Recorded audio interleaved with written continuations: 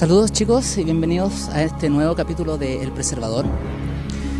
Se me olvidó todo lo que iba a decir.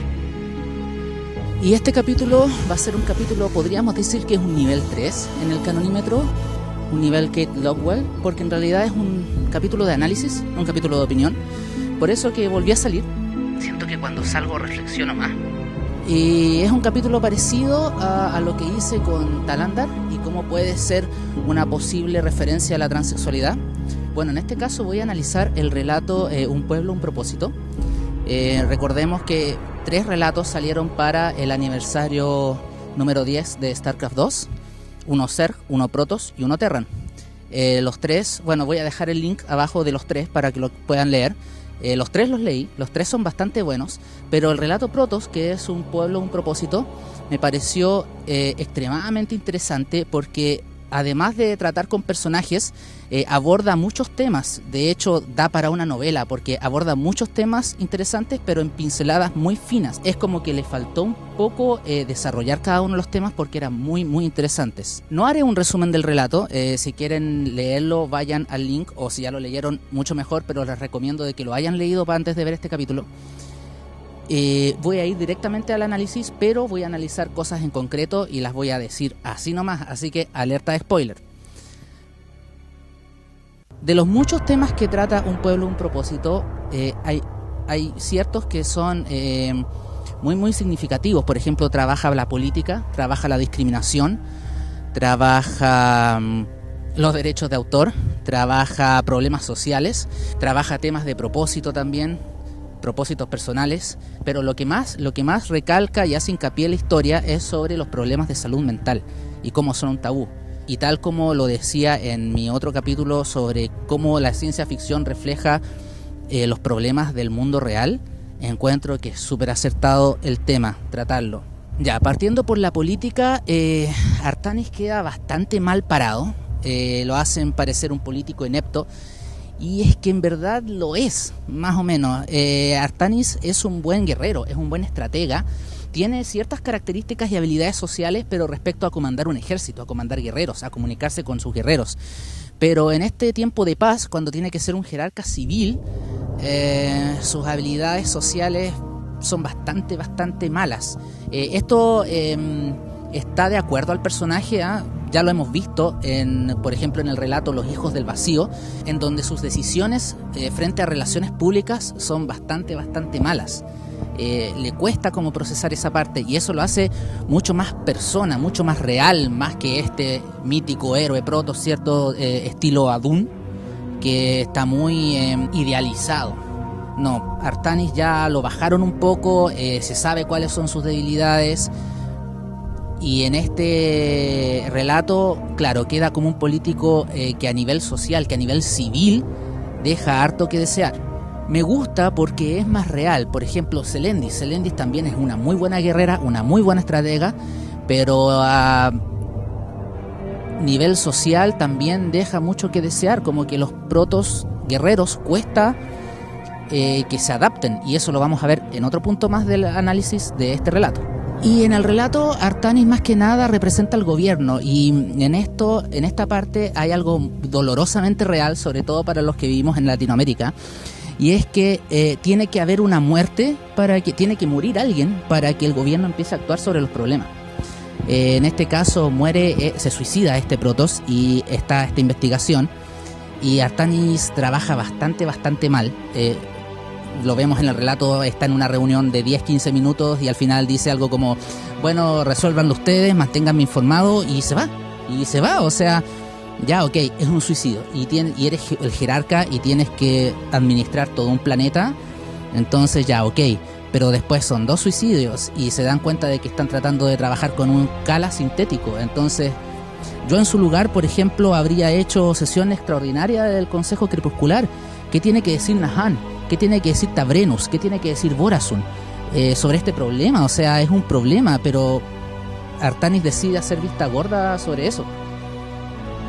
En cambio no, hace esta reunión a escondidas en el laboratorio de Karak, súper informal, de 10 minutos, y se va. Yo creo que no es la forma que debería trabajar la autoridad máxima de de tu especie, o sea, ¿qué onda? Bueno, la cosa es que tienen esta reunión y se dan cuenta de que la gente Protoss no puede soportar estar sin el Kala. Es que imagínense una cosa así, yo voy hoy día en la mañana, voy a comprar 1 kilo de pan y le digo a la señora, me da 1 kilo de pan, así con una cara de poto, y ella automáticamente va a saber de que no es que ella me caiga mal, es que quizás tengo sueño, o quizás estoy apurado, o quizás estoy tranquilo y en realidad no necesito expresar mis emociones, que no hay nada mal, etcétera, etcétera. Los protos no se pueden pasar rollos porque automáticamente con el Kala tienen esa conexión emocional. Entonces es algo tan cómodo que incluso en el relato se ve como Celendis le cuesta modular sus palabras, su tono telepático, para dar a entender de que en realidad no está siendo pesada, sino que está tan acostumbrada a que sus emociones estén conectadas con el resto todo el tiempo, que de repente la empatía es algo que tienes que hacer consciente. Es como si de repente todos tuviésemos que respirar consciente o pestañear consciente. Yo encuentro que es terrible, pero tienen que superarlo y acostumbrarse a eso. Esto habla mucho de la salud mental y de cómo es un tabú, en el sentido de que Artanis no quiere aceptar la verdad. O sea, Artanis se queda con esta retórica militar de que los protos son un pueblo fuerte y una vez más a los protos su propio orgullo les pasa la cuenta, ¿cierto? No, es que somos guerreros y cómo vamos a tener mentes débiles y bla, bla, bla. Y es un poco lo que pasa en la sociedad, en el mundo real, ¿cierto? Que la sociedad dice, no, pero es que cómo, si tú tienes que ir al psicólogo, estáis loco, es porque estáis loco, no es porque necesites salud mental, ¿cachai? Y todo el mundo dice, no, si todo está bien, todos estamos felices, ¿cachai? Todos estamos contentos y nadie tiene problemas mentales, porque si no tendría que ir prácticamente como al manicomio. Y Artanis se va por este camino y no quiere como enfrentar las cosas, o sea, decir no, se queda con lo del nosotros bajo el Dalai Lama estamos todos unidos y todos somos templarios y ya no hay castas sociales, pero no va a las calles de Ayur. O sea, el relato nos muestra incluso barrios pobres, nos muestra barrios Furinax, barrios de Casta Calai, en donde hablan con los científicos y dicen, bueno, nosotros Artanis dijo que éramos templarios ¿y ahora qué? O sea, toda nuestra vida hemos sido científicos, ¿ahora qué? Entonces, como los decretos no te sirven de nada si no tienes como un plan social, de trabajo, real. Y al hacer esto, Artanis vuelve, es como el ciclo, ¿cierto?, del tiempo, vuelve a hacer lo que hizo Cortanul, o sea, cuando aparecieron los Nerasim, negarlo, o sea, resolver todo a 4 paredes con cierta gente, no hacer nada público, por favor, que nada sea público, y está cometiendo el mismo error que el cónclave cometió mandando a Dun, bueno, no, quizás no tan exagerado como mandar a Dun a matar a los Nerasim, pero sí está haciendo eso de que, por favor, que nuestro orgullo cubra todo esto que es vergonzoso en realidad. Es como, el guerrero fuerte y resulta que tiene problemas mentales y que no puede superar, de que no tiene una conexión emocional con el resto. Es fuerte, de hecho es súper fuerte. De hecho, si me pongo a pensarlo, probablemente los Kalai no tengan ningún estudio de psicología, ninguna investigación, nada, porque en realidad bajo 3000 años o más estuvieron conectados con este sistema de que les resolvía toda la empatía emocional. Y me gusta mucho el personaje de Nerath en este relato, porque ella es una Nerasim y como que se ríe un poco de los Kalai diciendo, oye, este problema nosotros ya lo solucionamos hace miles de años y ustedes están como cabros chicos tratando de superarlo y ni siquiera nos piden ayuda. ¿Sí? Esa es la cuestión, porque en realidad los Nerasim podrían decir, oye, ¿sabéis qué? Mira, tienen que hacer esto porque nuestro pueblo ya vivió eso. Pero claro, los Kalai se quedan con, no, es que somos fuertes, es la cuestión. El otro tema interesante que encuentro que toca el relato es el tema de la discriminación. De nuevo abordamos la discriminación con los purificadores, y sobre todo Talandar, porque Talandar es el que va allá a hacer esta investigación como forense de los suicidios. Y se encuentra con todos estos protos que en realidad creen cosas de él, creen cosas erróneas de él, como este guerrero conspiranoico que, claro, empieza a inventar cosas y realidades sobre los purificadores que en realidad no existen. Entonces también habla mucho de estas realidades que no existen y que son creadas por la ignorancia en realidad, porque no saben lo que pasa. Y claro, no, es que los purificadores así, o sea, no, es que son para controlarnos, ¿qué onda? No.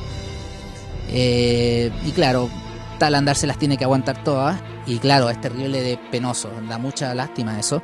Y otro de los temas que aborda en este mismo arco es el tema del propósito de los guerreros, cómo los guerreros tienen todas sus armaduras, sus armamentos listos para la batalla, que no va a llegar porque en realidad ya es periodo de paz y los protos no saben qué hacer, si de hecho Talandar le decía, nosotros los purificadores fuimos programados para la batalla, pero ahora estamos ayudando a reconstruir, como que nos adaptamos. Y nosotros siendo máquinas nos adaptamos, es como el palo, así, nosotros siendo máquinas nos adaptamos y ustedes, que son seres de verdad, se quedan pegados en eso. Y claro, efectivamente a la interlocutora que estaba ahí hablando con Talandar, no recuerdo el nombre del personaje ahora, le da vergüenza aceptar que bueno, ¿qué hacemos ahora? O sea, ¿para qué sirve un templario aparte de pelear? Porque tiene que tener un propósito, o sea, ¿cuál va a ser el propósito ahora de los templarios? Y eso también es como un reflejo en la realidad, ¿cierto? De cuando no tienes un propósito, ¿puedes mutar o no puedes mutar? ¿Puedes adaptarte a otras cosas y seguir siendo feliz en realidad? Esa es como la pregunta. En conclusión, yo creo que la sociedad Protoss tiene que volver a un estado más civil, como lo era el Cónclave, pero quizás no con tantas ataduras como el Cónclave, y quizás tener una casta como los Judicadores que trabajen en problemas sociales, porque si Artanis empieza a poner a sus ejecutores a hacer reformas sociales, no creo que llegue a buen puerto eso. Y también Artanis, por su parte, va a tener que mejorar sus habilidades sociales si es que quiere seguir siendo jerarca en tiempos de paz. Hay varios ejemplos en la vida real en donde, bueno, uno sabe lo que pasa con los gobiernos militares, ¿cierto? No es muy buena idea. Por eso me gusta harto este relato. El relato fue escrito por Chloe Fraboni, que hizo un trabajo espectacular. De verdad que tomó los protos y los hizo así, un trabajo muy visceral, muy real. De verdad, el relato Protoss por lejos es mi favorito. Igual los invito a leer los otros. En segundo lugar, yo creo que el Zerg es el que me gusta más. Y al final el Terran, porque en realidad no fue esto entre Nova y Stone, y es como ya ahí. no es como el futuro de los Terran. El Zerg podría ser como el futuro de los Zerg, sí. Tiene como un viso de eso. Pero un pueblo, un propósito es así como, ¿qué va a ser de los protos ahora? Y es espectacular. Eso es lo que más me gusta, así como, ¿qué va a ser de los protos ahora? Y bueno, ya estamos terminando el análisis. Quise sacar este análisis ahora porque ahora el 10 de octubre fue el Día Internacional de la Salud Mental. Y creo que este tema tiene mucho que ver. Los protos necesitan salud mental ahora ya. Necesitan entrar en la parte de la psicología. O si no van a seguir suicidándose tratando de conseguir algo que en realidad ya no es posible. O quizás vuelvan al Kala después porque, claro, todos los niños yo imagino que deben nacer con cordones neurales largos. Pero ¿se someterán a eso? ¿Tomarán el riesgo de crear un Kala de nuevo? ¿Qué va a pasar con los viejos que no pueden entrar al Kala? Quizás se crea una especie de envidia por los jóvenes. Quizás termina hasta en una guerra civil, otro león del conflicto, quizás, quién sabe. Eso fue el capítulo del Preservador de hoy. Dejen sus comentarios abajo, ojalá entremos en una discusión. Lo otro que les pido, por favor, sean un poco más sociables, o sea, respondan. Yo he visto que de repente responden los comentarios de otros, pero háganlo más. O si van a preguntar algo, vean antes quién lo preguntó, porque de repente me han preguntado 3-4 veces lo mismo y en el mismo video, y es como, ya lo respondí. Y eso. Ojalá creemos discusiones sobre esto. Recuerden, la salud mental es muy importante. Y nos vemos para el próximo capítulo de El Preservador. Adiós.